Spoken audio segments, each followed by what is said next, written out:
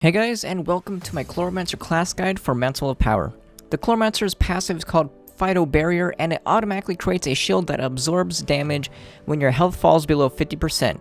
It absorbs 30% of your maximum HP and lasts for 15 seconds with an 18-second cooldown. However, you also must heal above 50% max health after the cooldown expires for it to be able to re-trigger. The Chloromancer's right click is called Leafy Lasher, and you lob a seed that grows into a plant that will damage and snare nearby enemies when fully grown. Healing your plants will also make them grow faster. It has a 2.15 times damage coefficient and deals 2.4 attacks per second. They last 6.5 seconds each, and you can have up to 4 spawned at a time.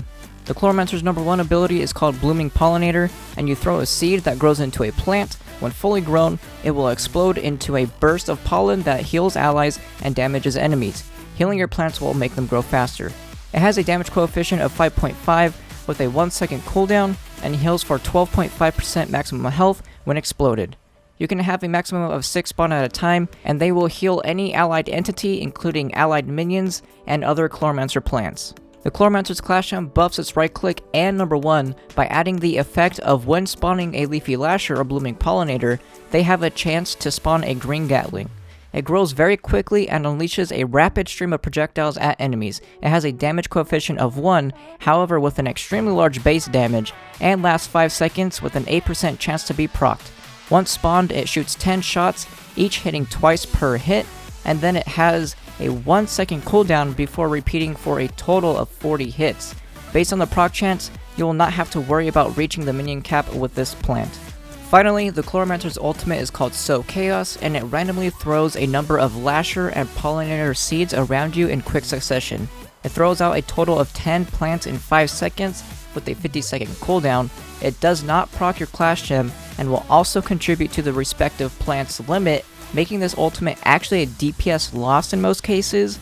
It does have the possibility to spawn 6 pollinators at once, however they are still spread out, and I can only recommend using this ability on bosses like Pinata God that have a large hitbox, and hope it doesn't overwrite your plants that are already out and almost fully healed and ready to explode. Moving on to equipment, the best stats for the Chloromancer's weapon are critical damage, critical hit, and energy regen. The best stats for the Chloromancer's face are critical damage, magic damage, and attack speed. The best stats for the Chloromancer's hat are critical damage, percentage HP, and attack speed.